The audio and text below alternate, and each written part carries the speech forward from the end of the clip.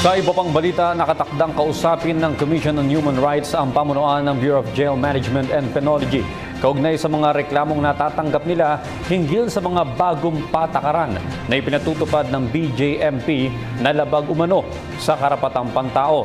Ayon kasi sa mga jail visitor, partikular na ang mga kababaihan, pinapipirma sila sa isang waiver para makapkapan kahit sa mga maseselang bahagi ng kanilang katawan. May report si Sweden Velado. Nagsalita na ang Commission on Human Rights kaugnay ng mga reklamo ng paglabag sa karapatang pantao ng Bureau of Jail Management and Penology na kanilang natatanggap nitong mga nakaraang linggo. May mga jail visitor kasi, partikular ang mga babaeng bisita na umaalma sa bagong patakaran ng BJMP kung saan pinapapirma sila ng waiver para makapkapan ang buo nilang katawan maging ang maseselang bahagi nito. Ipinapataas pa umano pati ang kanilang bra.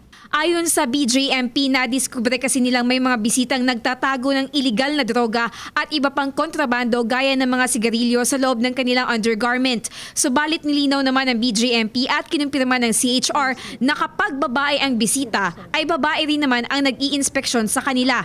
Mayroong pribado at saradong lugar kung saan doon pinapapunta ang mga bisita para sa masusing pag-i-inspeksyon. Obligasyon nila yan na i-search yung visitors. Pero ayun lang, sana sa pag-conduct ng searches ng mga visitors, siguraduhin lang nila na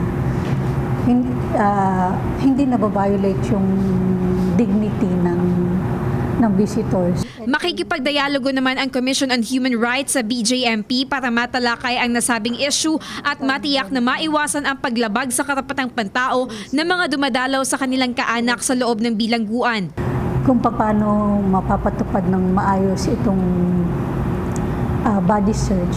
Hindi pa nagbibigay ng pahayag ang panig ng BJMP kaugnay ng planong pakikipagdialogo sa kanila ng CHR. Para sa PTV News, Sweden Velado. Ako po si Cathy San Gabriel. Subscribe na sa PTV YouTube channel. I-click lang po ang subscribe button.